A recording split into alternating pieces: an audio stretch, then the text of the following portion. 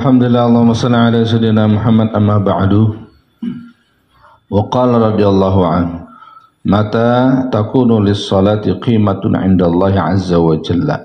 Kapan sih salat kita itu baru bernilai di sisi Allah Subhanahu wa taala? Ada dua pembahasan. Yang pertama, hazzuka min salatin nawafil. Yang kedua, fadilatu ihya'i ma bainal isya'aini. Wa'alam ya akhi, ketahuilah olehmu wahai saudaraku, anna lis-salati suratan zahiratan, bahwasanya bagi salat ada penampakan yang zahir, gambaran yang nyata, wa haqiqatan batinatan, dan hakikat yang sebenarnya yang batin. Wa la takunu lis-salati 'indallahi qimatun hatta yuqima surataha wa haqiqataha kama yanbaghi.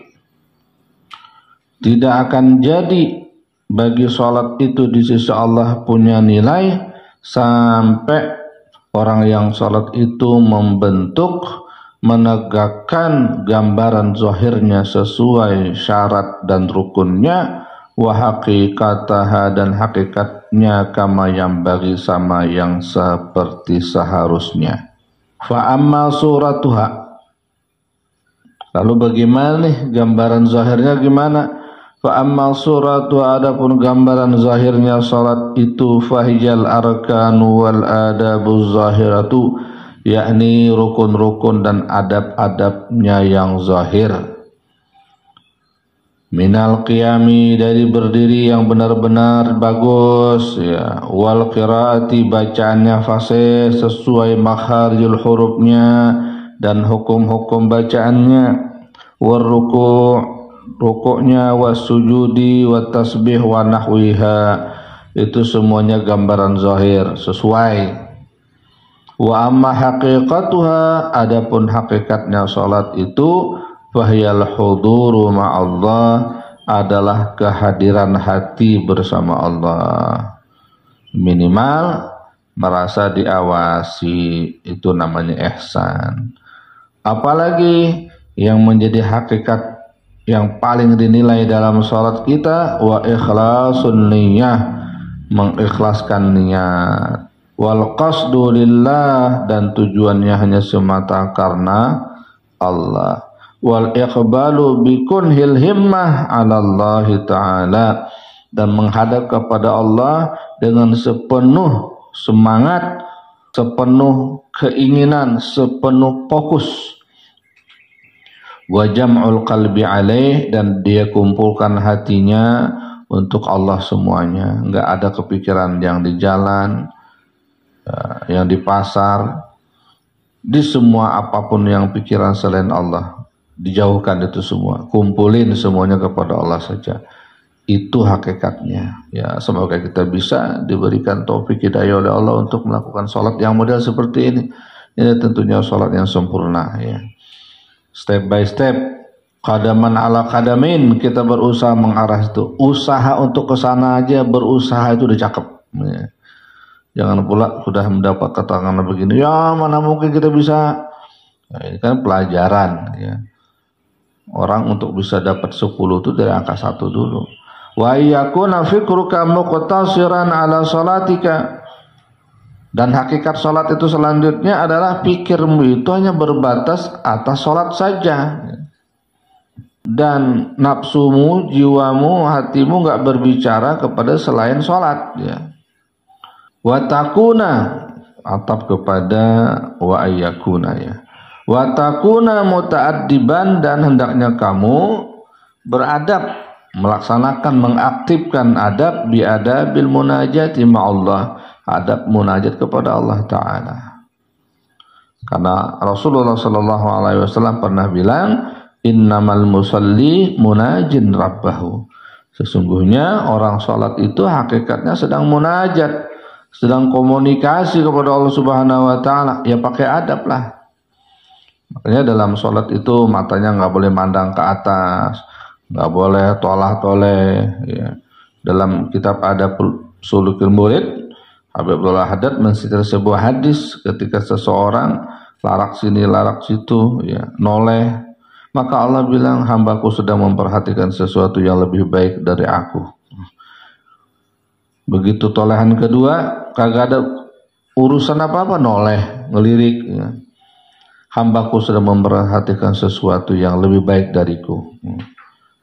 Maka bila tolehan ketiga, sholatnya tidak lagi dinilai oleh Allah Subhanahu wa Ta'ala. Nah, yang menjadi garis bawah kata Habib Abdullah Haddad itu menoleh zohir. Menoleh zohir saja Allah udah nggak nilai sholatnya kalau yang ketiga kali. Bagaimana yang kalau menoleh itu adalah hatinya, menoleh kepada dunia, menoleh kepada bisnis. Sedangkan hati adalah tempat penilaian Allah. Jadi beradab zahirnya dulu. Innamal musalli munajin rabbahu. Makanya makruh sholatnya dalam keadaan malas, ya.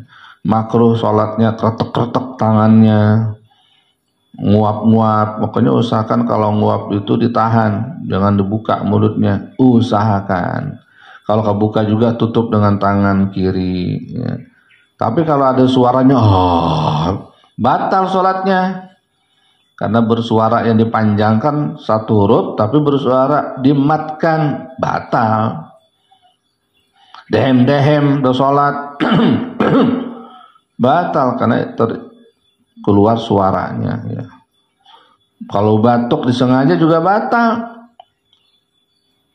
kecuali batuk yang sakit. Karena ada batuk, ya, imam bacaan lama gitu. Maksudnya cepat rukuk begitu, itu batal sholatnya. Atau meniup dengan mulut mau sujud tuh ada pasir tapi ditiup sama dia, tuh batal juga. Batal juga. Bangkis, hacim, mana ada huruf cim lagi bangkis, itu kan tambahan tuh, batal juga tuh. Acium. Bangkis yang model begitu tuh batal. Jadi kagak asli bangkisnya gitu. Nah itu adab-adab zahir. Baca Fatihahnya kudu kedengaran suaranya, minimal kuping sendiri, bukan kuping tetangga, ya. Jadi nggak boleh dalam hati atau berbisik, nggak jelas bacaannya, kecuali dalam suasana yang berisik, itu lain hal, ya. Ini kudu diisi dalam sholat. Wa qala alaihi salatu wassalam, idza qama al-'abdu ila sholati aqbala Allah alaihi biwajhihi. Nabi tambahkan dalam sabda yang lain, manakala seorang hamba berdiri untuk melaksanakan salat, aqbalallahu alaihi biwajhih, maka Allah memperhatikannya. Kalau dalam terjemahan letterlocknya Allah menghadap dengan wajahnya, nyat, ya, dalam tanda kutip, maksudnya Allah memperhatikan. Makanya nggak boleh kalau lagi salat meludah ke depan, nggak boleh ke arah kiblat. Ya, meludahnya kalau memang kepaksa harus buang sesuatu yang di mulut, itu ke sebelah kiri. Kalau ada teman di sebelah kiri, kemana? Ke bawah kaki, jangan ke kanan, karena malaikat kanan ada malaikatnya. Tapi kan malaikat kiri ada juga. Nah, malaikat kiri itu kalau kita meludah ke kiri, kalau nggak ada orang, ya, dia sudah ya tanaha, malaikat kiri udah siap karena tempat pembuangan, ya. Itu kalau di luar masjid. Kalau di masjid jangan, ke bawah kaki juga jangan. Apalagi model masjid sekarang udah keramik. Ini kan kalau dulu, ya. Wala yang bagi, dan tidak semestinya ayyastaghila bin nafli mutlaqin fi waqti naflin. Tidak menyebutkan diri dengan sunnah mutlak pada waktu sunnah yang ada waktunya. Segini, qabliyah, ya. Zuhur kan ada tuh, niatnya qabliyah, bukan nafal mutlak. Sholli lillahi ta'ala, itu namanya nafal mutlak. Jadi kerjakan qabliyah dulu. Itu habis apa namanya azan, yaitu qabliyah, bukan sholat istikharah, bukan sholat hajat. Kalau sholat istikharah hajat itu kan nafal mutlak namanya, tergolongnya. Begitu juga setelah ba'diyah, ya. Ba'diyah dulu, enggak nafal mutlak dulu gitu. Paham? Ini adab-adab semuanya, ya. Digambarkan kalau orang yang melaksanakan adab itu seperti punya pohon menjulang, jadi tertib begitu, ditanam tumbuh besar berbuah. Tapi kalau yang nggak melaksanakan adab itu ya ditanam pohonnya, bahasa Banjar itu jengking, apa namanya? Apa namanya? Kagak gede-gede atau apa namanya itu? Ayam kate apa kete? Kate. Nah, kalau pohonan apa kagak gede-gede? Bantat. Nah, tuh dia. Bantat bukan yang kalau yang di belakang hewan. Buntut. Ya. Mana ke biar lagi ngantuk pepagian ya. Tuh. Jadi kalau orang nggak pakai adab, nggak pakai sunnah, itu kayak nanam pohon kagak tinggi-tinggi, hidup juga disiramin itu. Nih kayak pohon apa tuh nanti kagak tinggi-tinggi itu. Jadi habisin dulu dah sunnah-sunnah Nabi yang ajarkan, baru kalau mau tambah nafal mutlak, sunnah yang tidak dibatasi waktu. Famin zalika, di antaranya adalah ar-raka'atul lati takunu qabla al-maktubat atau ba'daha. Salah sunnah yang kudu kita kerjakan yang bernilai itu adalah rakaat-rakaat sholat yang dilakukan sebelum setiap sholat fardu au ba'daha atau setelahnya. Dikerjain nih. Jangan cuma sekedar tahu ada qabliyah ba'diyah tapi setelah azan nggak ngapa-ngapain nungguin aja. Tar kalau udah mati, udah di kuburan baru nyesel. Kita mempersiapkan itu nggak nungguin tua bang.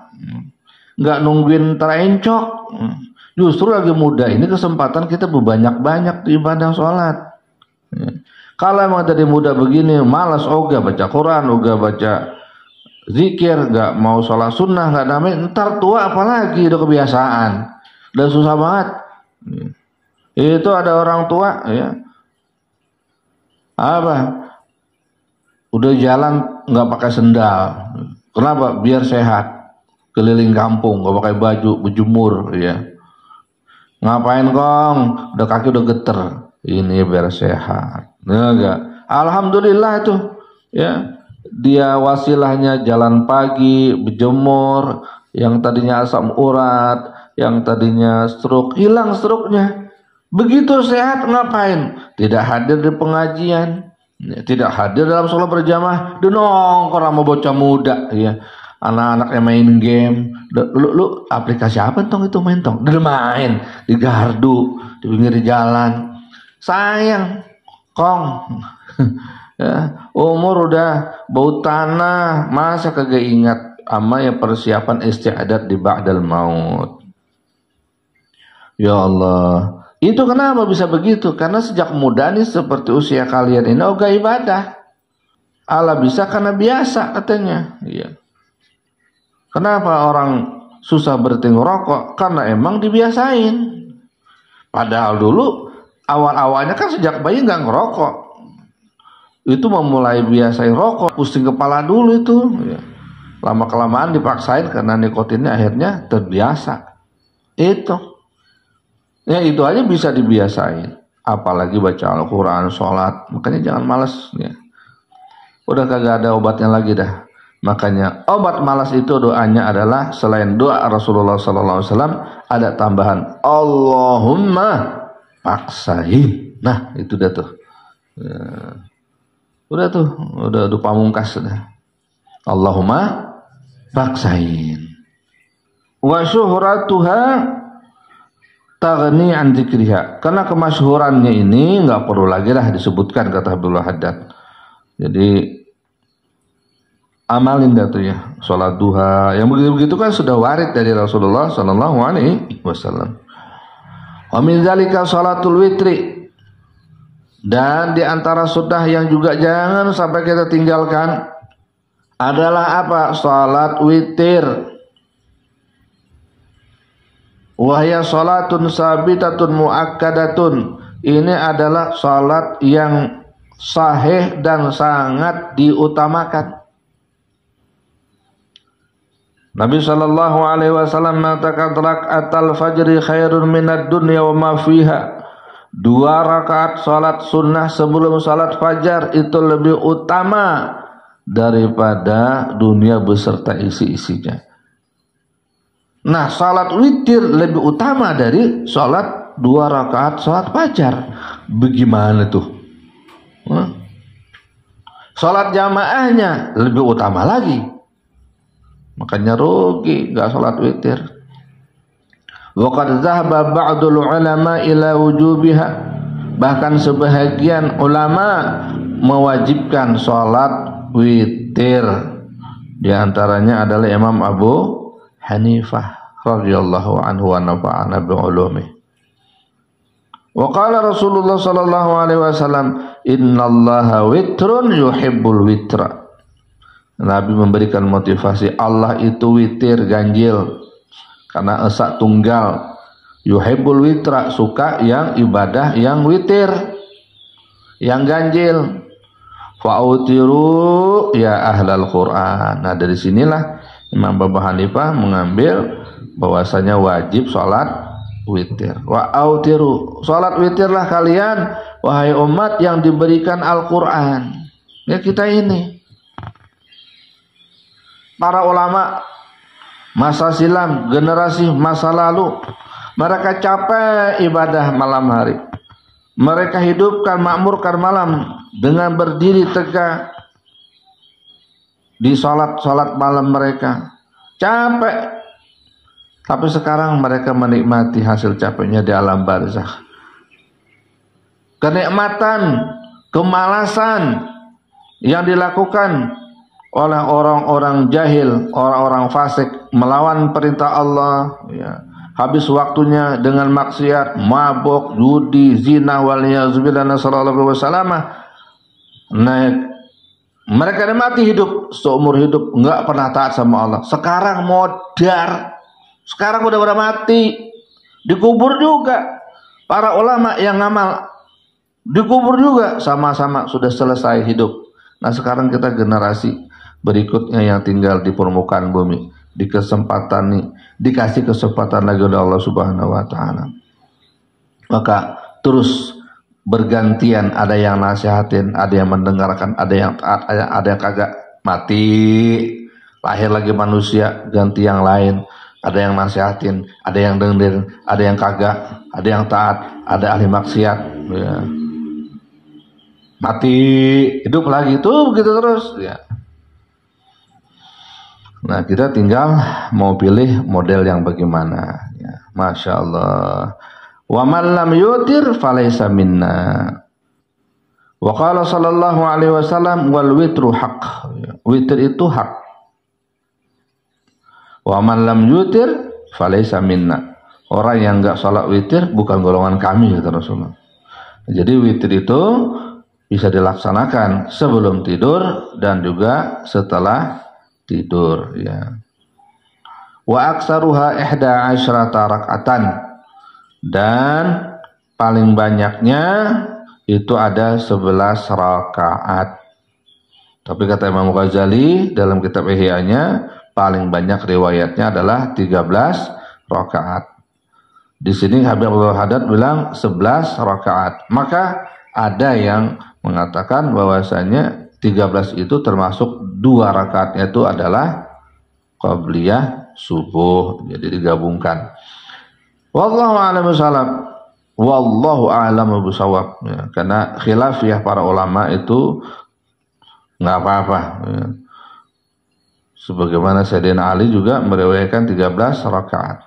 Masing-masing punya kemampuan untuk berijtihad. Di antara yang ahli ijtihadnya Habib Abdullah bin Alawi Al-Haddad. Wa aqallu ma yanbaghi, dan yang paling sedikitnya yang semestinya kita lakukan untuk salat witir itu apa? Ay yaqtasira alaihi 3 raka'atin, yaitu 3 rakaat. Wa fi'luha min akhiril laili, dan melakukan salat witir itu bagusnya di akhir malam, ya. Kata Imam Ghazali itu 1/6 terakhir, ya. Liman lahu adatun rasikhatun fil qiyami, bagi orang yang punya kebiasaan yang sudah berurat berakar untuk bisa bangun min akhirihi, di akhir malam, afdalu itu lebih utama. Jadi melakukan di ujung malam bagi orang yang punya keadaan kebiasaan yang sudah menetap baginya, itu lebih bagus di ujung malam. Wa qala sallallahu alaihi wasallam, ij'alu akhir salatikum bil laili witran. Jadikanlah akhir daripada salat malam kalian itu witir. Wa man lam takun lahu 'adatun fil qiyam, orang yang enggak biasa bangun malam, fa fi'luha ba'da salatil isya'i aula lahu, maka melaksanakan salat witir setelah salat isya, maksudnya setelah ba'diyah, ya, aula lahu itu lebih utama baginya. Jangan pula ya pengen sholat subuh begadang semalaman, habis sholat subuh tidur, ya tinggal diatur aja tidurnya. Kemudian apalagi sholat yang kita kudu lakukan? Wa min zalika sholatul duha, sholat duha, wa ya sholatun mubarakatun, ini sholat duha, sholat yang paling berkah, katsiratun naf'i, paling banyak manfaatnya, wa aksaruha, dan paling banyaknya salat duha sama raka'atin, 8 rakaat, wa qila isna asyara, ada bilang 12 rakaat, waqad warada, dan semuanya sudah ada hadis-hadis keterangannya. Ya, makanya kalian itu diwajibkan di pondok minimal 4 rakaat. Sebagaimana ada dalam hadis qudsi dikatakan, ya bani Adam, sallili awalan nahar 4 raka'atin akfika akhirahu. Allah berfirman, wahai anak manusia keturunan Nabi Adam, salatlah 4 rakaat di awal pagi. Salat 4 rakaat salat sunnah, aku akan cukupkan untukmu sampai hari itu berakhir. Dijamin di asuransi kesehatan, jauh daripada bala, urusan rezeki sampai lengkap, hari itu dijaga, dicukupkan oleh Allah Subhanahu wa taala. Udah asuransikan jiwa kita. Wa aqalluha raka'atani, paling sedikitnya salat duha itu 2 rakaat. Wa afdalu awqatiha, dan yang paling afdal waktunya antusalla, disolati, atau antusalliya, kamu salat, iza dhahan naharu, ketika sudah masuk waktu duha, kurang lebih 8.30 jam 9-an, ya, itu paling bagus karena dia setara dengan jam 3 untuk sholat asar. Wa madha qaribun min rub'ihi, dan telah berlewat, ya, dekat daripada 1/4 hari, ya. Wa qala Rasulullah sallallahu alaihi wasallam, Nabi menjelaskan dalam sabda ini, yusbihu ala kulli sulama min ahadikum shadaqatun, berpagi-pagi, ya, masuk nih sekarang pagi, untuk setiap persendian kita ini harus disedekahin, harus ada sedekahnya.